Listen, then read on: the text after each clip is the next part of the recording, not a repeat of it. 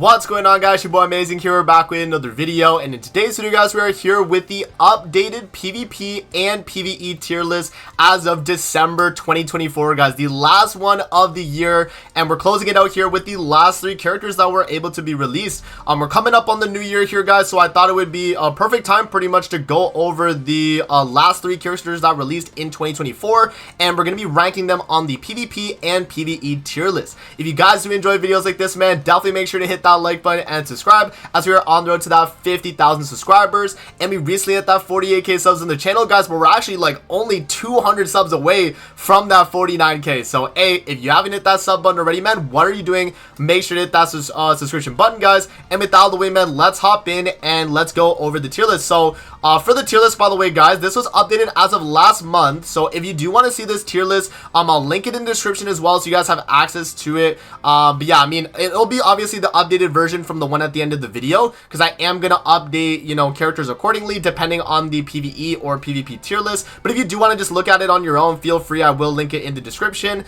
And last month's video as well, if you guys want to see my ranking for when Lancelot came out for the November festival, so that's going to be available. So I'll just scroll through here just so you guys can kind of see what I got going on from last month, and we're gonna update it accordingly. You know, we're gonna change some of the stuff here, and we'll see what we can do with the characters we got now. So alright, guys, what we'll do is we'll hop in and we'll start talking about Nociens here, as he was the first character that released since Lancelot in November. Yeah, that we're gonna be, or I guess in December here, that we're actually getting for this tier list. So let's hop in and let's talk Nociens' kit. Alright, guys, so what I'll do is I'll edit on the screen the passives and the skills here, but I'll obviously be clicking through them on Nociens on the side here so we can see what he actually does. But for his passive here, guys, he's going to apply 3 toxins on the hero at the start of the battle, and 1 toxin is removed at the start of the ally's turn, and each toxin removed increases applicable allies attack related stats by 10%. And in addition, each applicable allies participating in the battle, their base stats increase by 5%, and their damage taken decreases by 10% as well. And whenever the hero uses a recovery skill, applicable allies basic stats will increase by 5% up to 15% on the first use. Uses skill ranks, or the hero skill ranks are actually going to be increased as well, which is going to be pretty good. And then for toxin, it's just going to be minus 2% defense, and then the applicable allies are going to be the humans and the 4 knights characteristic, guys. Now for his skills here, he's going to have on his single target just raw 200% attack. It's going to be a single target as well, and on the rank 2 it's going to be 200% of attack, stun for 1 turn, and then the rank 3 is going to be 250% of attack and then stun for 2 turns.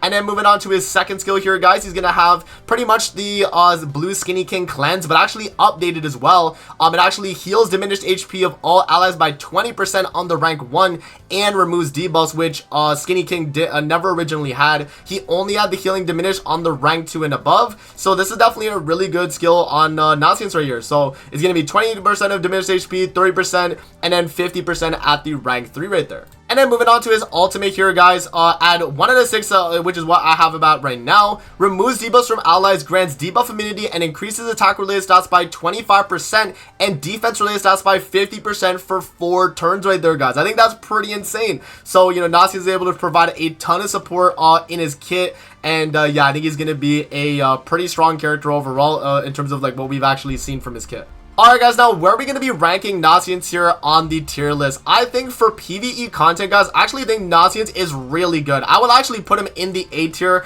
alongside Lancelot, because I think Nociens is able to help the human team be viable on pretty much any type of demonic beast, other than I guess like Ratatoskr, but it's mainly for like, you know, Bird all the way up to Nidhogg, and then even viability in like DK, where, you know, you might not see too much viability for like human team in general. But if you run Nociens alongside like Kizuna, Lancelot, you know, Escanor, Escanor, like that's gonna be a crazy team too, right? So you have a lot of damage and you have a lot of just you know, support from Nociens. So I think overall, like Nociens, if we're talking just general PvE content, he can do most of it. The only one he can't do, I think, is Rat, and the only reason he can't do Rat is because humans don't have a, you know, a bleed and a shock poison debuffers, right? They don't have all 3 of those debuffers. I guess they have Valenti here, right? I guess I got Valenti, but they don't got anyone else on humans that can really do those debuffs, so that are good at nowadays, right? So I think overall A tier is fine, because I give the benefit of the doubt for the rest of these characters here too. They either are specific demonic beast units like Miguelda, Jormungand,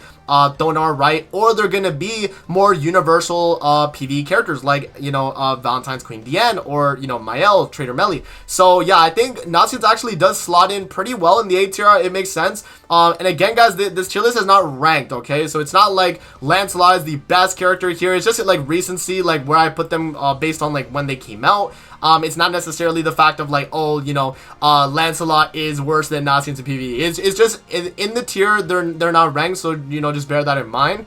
Now, moving on to the PvP tier list, I will put Nasians, and this is because of the month we have right now, right, with what's going on.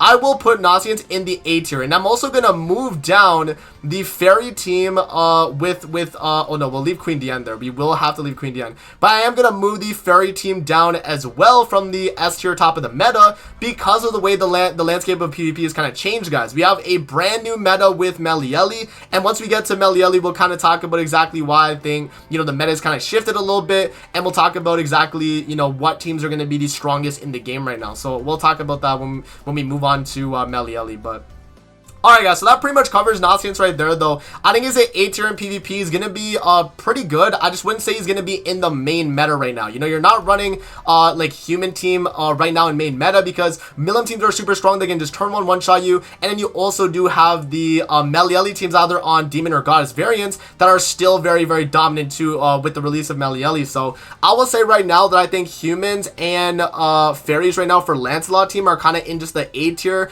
I think they're still good, you know, and they definitely can win matches. I just don't think that you're going to be as successful running that team versus like a, you know, LR Milim team, or if you're running just standard Melieli demons or Goddess. So yeah, I'm gonna probably leave it there, guys, for Nasians in the A tier. And yeah, let's move on now to Zenari, and we'll talk about exactly what she's able to do. Alright, guys, so moving on to the next character here, we got Druid Zenari here, guys, the Holiday Diviner. So we're going to actually hop into her kit and talk about exactly what she's able to do so that you guys know, and then we're actually going to rank her based on, you know, how I feel about the character. So starting off with her passive here, guys, the Snowman in the Tree increases the hero's basic stats by 3% for each human ally participating in the battle, and it increases human allies' basic stats by 5% every time a human ally uses a buff skill up to 10%. And in addition, if all allies including the secondary slot are human at the start of the battle, they will gain a suppressed damage taken effect for 1 turn, limit of once, and it excludes ultimate moves. And so suppressed damage taken is going to be damage taken from enemy skills do not exceed 40% of the maximum HP. So Zenari pretty much has a damage cap built in her kit, guys, which is pretty strong. And yeah, I think it's going to be a you know, a really nice thing to have on human team, right? I mean, humans now have a turn 1 block against like a Milim, right? Let's say, right? So yeah, that's definitely good. And then moving on to our Holy Relic, guys. This is an already existing Holy Relic, so bear that in mind. But this is a big buff to this character because of what she's already able to do in her kit. So increases basic stats of human allies by 2% up to 20% for each debuff removed from allies from the hero's skill use. And when debuffs are removed from an ally, they are healed by 5% of their max HP for each one that is removed. So you're able to heal, you know, with the buff card that you're going to be using here, and the fact that you're also going to be increasing basic stats for the team too, guys, while getting, you know, damage reduction on the rank 2, or you know, just straight up cleansing the debuffs off the rank 1. So honestly, not too bad. Now talking about these skills, so guys, I mean, we already talked about it with the buff one, but first skill right here is going to be cancel stance single target on the rank 1, rank 2, and 3. So all across the board, you have a rank 1 cancel stance, which is really good considering, you know, Queen Diane being meta right now with Milim. It is a very, you know, kind of dangerous, you know, team to face right now. And so yeah, I mean, cancel stance on the rank 1 is really good with Zenari. And the percentage here is going to be 180, 300, and 500% of attack. And this is going to be single target only. Now, moving on to her next skill here, she's going to have her buff skill. So this is going to remove debuffs from allies on the rank 1. Rank 2 is going to be removes debuffs from all allies and decreases damage taken from enemies by 20% for 2 turns. And then the rank 3 is going to be 30% for 3 turns as well, guys. So yeah, pretty much the exact same thing right there, just more damage reduction on the rank. And then moving on to her ultimate here, guys, Rising Nature. This is going to be at the 1/6 dupe level, but it's going to create a barrier around all allies equal to 380% of attack, and it increases HP related stats by 25%. So yeah, that's going to be Druid Zenari's kit right there, guys. Let's talk about where we're going to rank her on the tier list. Alright, guys, so starting off with the PvP tier list here, we already talked about it with Nasians and the human team in general, but I am going to put Zenari in the A tier there. I'm going to put her alongside the human team. I actually do think humans are a viable option to kind of deal with the taunt Milim teams that you're facing along the meta right now, especially with like Queen Diane here being just as dominant as she is. Like usually I feel like the team that I've seen a lot right now in Milim is just kind of this team right here. So people running this team and then like Nanashi backline too is a very dominant team. And so, you know, Zeneri can turn 1 tank the, you know, the actual hit because they have the damage cap, and then she can cancel stance, switch target onto Milim, and then do like an AoE with Lancelot. And if you're strong enough of a Lancelot, you can probably get the kill. But the thing is though, that team is very, very tanky, and you needed either a Will Lancelot, or you just gotta go, you know, triple single target, you know, into that Milim with like an Escanor single target, you know. So you do like Zeneri first, and then you do Escanor and then Lancelot AoE, and you hope that's enough, right? Like you're gonna have to do something along those lines. But yeah, I do see the potential in Zeneri, guys, because she has that, you know, viability with the damage cap turn 1. That means, you know, no Milim turn 1 is gonna really be able to one-shot you, and that's obviously a really good thing. And same goes with Melieli once we get to talking about them. So I do see the value in what Zeneri provides. Do I think she's on the best variant of human team right now? I don't know if I would say so for sure, because I think right now Nasians and then like UR Escanor or Lancelot is probably the best team right now, but there's still obviously like, you know, other variants, and she's definitely good to be usable on human team. So I think for PvP, I think A tier is fair, considering, you know, how good the team actually is in PvP. Yeah, and then moving on to the PvE tier list though, guys, in terms of where I'm going to rank Zeneri. I think I'm also going to rank Zeneri in the B tier here. The reason why I'm going to go for B tier here is because she is a support, but she's not really that crazy of a support like Nasians. Like Nasians is giving so much attack related stats that he is allowing the team to be able to just do absurd amounts of damage, right? Whereas I feel like Zeneri is not providing that much support, but I do see the value in her being on the team. Like she does have cancel stance rank 1, which if you guys saw my Nidhogg video I did with her, she's actually good on that on a full human team as well.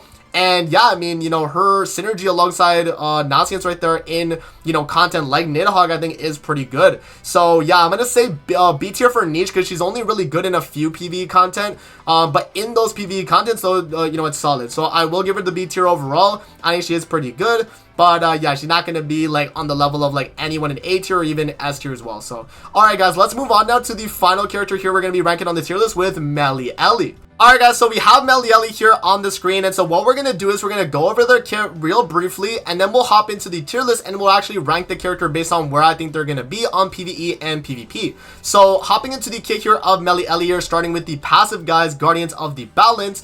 All stats of the hero duo increase by 7% for each applicable ally participating in the battle, and the applicable allies are going to be Demons, Goddess, and the 7 Deadly Sins characteristic. If all allies participating in the battle are demons, the hero duo gains Sword of Darkness, and if all allies are goddesses, the hero duo gains Shield of Light. And only Sword of Darkness will be applied if both conditions are going to be met. So if you're running Melieli solo, then only Sword of Darkness would apply. But for what they do, it's going to be Sword of Darkness is damage dealt plus 20%, and it's going to inflict additional damage equal to 200% of initial attack on all enemies at the start of the ally's turn, which I think is really good. And then Shield of Light here is going to be allies basic stats increased by 15%, and allies recover 15% of their maximum HP at the start of the ally's turn, which is another really good effect if you're running him or, you know, if you're running Melieli on a full goddess team. Now moving on to the next part of the passive here, guys. At the start of the battle, when the hero duo is revived with the unique effect, which they, as you guys can see, they do have a revive, the hero duo gains Guardian of Harmony for 1 turn. So Guardians of Harmony is going to be taunting enemies for 1 turn, damage taken minus 20%, and then you're immune to stun, petrify, and also freeze. So there's pretty much no way to stop Melieli the moment they get Guardians of Harmony. And then yeah, as we mentioned, they do have a revive as well. So when dying, the hero duo revives with the same amount of HP they had before dying limit once, and it's going to be pretty much a blue goddess lich, you know, revive just straight up. And then the final thing here, guys, is going to be the Bladed Judgment. So the hero duo gains Bladed Judgment for 2 turns when revived with the unique effect or when the Lighted Darkness is removed. And Bladed Judgment is going to be 20% attack related stats, and it's going to inflict additional damage equal to 600% of initial attack. And this is going to be based on the ultimate move dupe level. So the higher the dupes, the higher that percent of initial damage is going to be on the damage on the ult. So that's going to cover the passive right there, guys. We also do have a unique talent effect for this character as well, Twinkling Dawn. So it's going to grant Light of Darkness to applicable allies for 1 turn upon using the talent. And this is not going to be usable in, in the deathmatch content, guys. You can pretty much use it anywhere else, but in a deathmatch setting, you are not going to be able to use this talent. Now, the applicable allies are going to be Demons, Goddess, and the 7 Deadly Sins, and the Light of Darkness is going to be plus 20% damage dealt, while creating a barrier of 150% of attack, only taking damage from basic stats when applied. So pretty much the way it's going to work is that it's going to be a blue godless shield, guys, just standard blue godless shield. So you can see a lot of the things from blue godless kind of carried over to this unit, and yeah, I mean it is really strong, the fact this character is able to have that through a talent. Now moving on to these skills here of the kit, guys, we have the first skill being tandem steps. It's going to inflict illumination damage equal to 200% of attack on one enemy, and illumination is going to be 2 times critical chance increase while increasing damage dealt by 100% of your critical damage, obviously minus 100% of the base critical damage, and you're also getting 80% attack when using a skill while Bladed Judgment is active, and this is going to scale from 200 to 300 to 500% of attack.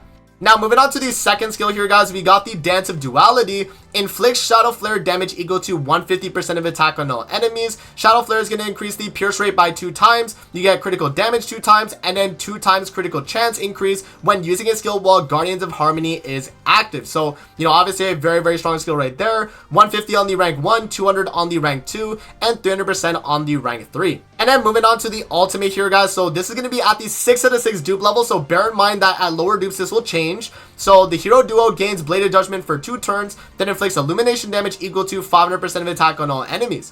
If the hero duo has the Guardian of Harmony effect while participating in the battle, allies damage taken decreases by 20%. Now you're only going to get that 20%, guys, at the 3 out of 6 or higher of the dupe level, so bear that in mind. Now Bladed Judgment is going to be 20% attack related stats and inflicts additional damage equal to 1000% of initial attack. That is only going to be at the 6 out of 6 dupe level, and again, that also depends on the dupe level. And then, yeah, illumination is going to be 2 times critical chance increase, increased damage dealt of your critical damage, attack 80% when using a skill with Bladed Judgment, and then you have Guardians of Harmony, which is taunt, damage reduction, and immune to the stun, petrify, and freeze. Alright guys, so that's pretty much the kit right there for Meliodas and Elizabeth. So let's actually rank them now on the PvE and PvP tier list, and I'll let you guys know where I feel like they are. So starting with PvE, guys, I feel like this is a pretty easy one to do, but actually I'm going to put them in the niche category. Yup, not in the A tier or even in the S tier. And the reason why I say this is because Melly Ellie in PvE, guys, I just don't see them being better than pretty much everyone in A tier. The problem that I have with Melly Ellie, and this is honestly just mainly a problem with them being the first duo unit and a duo of 2 really good already like baseline characters, right? We look at S tier, look at the 2 best characters in S tier, guys. Look at that, and guess what? You can't run either of them with this character, so that is a problem in my opinion. There's that right there, but I do think that Melly Ellie has farming, which is really good because, you know, they have that starter turn farming. We talked about it in a few of my videos already, so that I would say is pretty niche, and, you know, for that. And then, yeah, in Demonic Beast content, they're not the greatest on the more difficult ones, but the lower difficulty ones are still really good. Yeah, I would say overall, guys, definitely B tier, not A tier, S tier. They're just not going to be better. Like, if I had the choice between Melly Ellie or DK in PvE, I'm taking DK, like, literally every time, guys. Like, I just think the option of being able to run DK, you know, alongside, like, you know, L or Liz or, you know, whoever I'm running in PvE, I think is more valuable. But, you know, again, it really depends, though. For, like, some PvE content, like farming, Melly Ellie is going to be absolutely insane. But then we're talking, like, Demonic Beast, and then, you know, even Demon King. Demon King is solid, though. He's definitely actually, like, really good in Demon King. But, like, everything else, he's kind of a little bit lacking, guys. And mainly because of the fact that you can't run Ella Elizabeth or DK Melly. So that right there for PvE is a problem in my opinion for them. So I'm going to give them the B tier. Now for PvP, I mean, this is a given, guys. We're going to put them in the top tier. I'm not going to say whether or not I think Melly Ellie is better than Milim or not. I will put them above Milim, but I'm not going to say whether or not I think they're better, because I still think right now it's kind of the same situation as when Lancelot was out, where it's really just whoever goes first will win the match. But I actually do think since Melly Ellie has more, you know, teammates that have higher CC, generally speaking, you probably will win with the Melly Ellie more so. But again, guys, Milim is still such an impressive character that it's hard to say. Now, what characters actually move up to the S tier? Astaros is going to move up. We're going to grab Gelda here is going to move up. Who else are we grabbing here from the A tier? Let's see. DK is going to move up. Another really good character. Fraudrin. Where's my boy Fraudrin? Where's he at? He is going to move up for Alt Rush. Yeah, there's so many good variants of demons right now. Melly Ellie is insane on demons. Goddess right now, though, I still would say is A tier. I don't think goddesses are better than unknown variant of Milim or like El or Queen Diane, you are Gulther Milim. And even like demons of Melly Ellie either. I think they're probably just like an A tier team. So, you know, Mael, Queen Liz, you know, El or Ludo. Like at this, I still think they're like a lot worse than like, you know, like what, like the human team or even like the Lancelot Fairy team. So for now, I'll still keep goddesses in A tier though, guys. But I do think demons is comparable to the El or Milim variant of teams. Right, I think right now you actually have a really good chance of winning with LR Melieli or with UR Melieli versus LR Milim, because you have that, you know, that flexibility with the options on your team. You can run, you know, like, what is it? You'd run Red S Rosa Gelda, you can run DK Gelda, you can run Fraudrin, like DK Melieli, like that's really good. Their backline supports, I guess we could also move up as well. I'd probably just put Chandler though.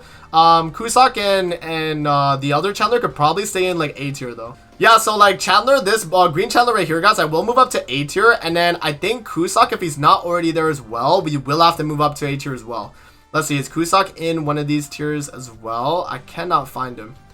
Yeah, I don't know where Kusak is. Oh, here he is, guys. So yeah, he will move up to the A tier as well. Yeah, I'm gonna have both of them in A tier because I think they're viable options as sub-slot units, but I do think that Chandler is gonna be the best one right now. And then if you do want to run just like a CC backline, I've seen that as well. You know, that's definitely another option too. So right now, guys, I think the strongest two teams in the game are going to be Demons of Melieli and then also LR Milim, pretty much any team. I think LR Milim on like LR Queen Diane, UR Gother, Nanashi team, I think is probably the best variant. But you can still run like even just full unknowns with LR Milim. You can do, you know, Albedo, you can do Sabnak, and I have Sabnak here. I'm going to move her down to this tier. She is a viable option, but I think this is probably Milim's best team right now. And yeah. You know, just having the options and being able to run Milim on pretty much any team, guys, I think is really strong for her. But the thing that I feel like Melieli has right now is definitely their talent with the shield, because the shield just outright stops a Milim AoE or even a single target too. And then, yeah, I mean, Melieli right now does have like a fraudulent ult rush team where if Milim does do an AoE, I mean, they're getting their ultimate, and even DK with the damage cap could get their ultimate too. And it might be kind of hard to deal with. So Milim teams kind of have to think at that point, you know, it's a little bit more like, oh, dang, they got to, you know, just kind of decide what they're gonna do. And yeah, it's a little bit tough on them, but I do think right now demons are really comparable right now to LR Milim, guys. So that's what I would say for the PvP tier list right there and PvE, guys, for the month of December. Let me know what you guys think in the comment section below though. Again, I'm gonna have these linked in the description if you guys do want to see the tier list and them being updated as well. So that's gonna be it for the video. I hope you guys did enjoy, and I'm gonna see you guys on the next one, man. Peace out. Have a great rest of your day, guys. See you later, man.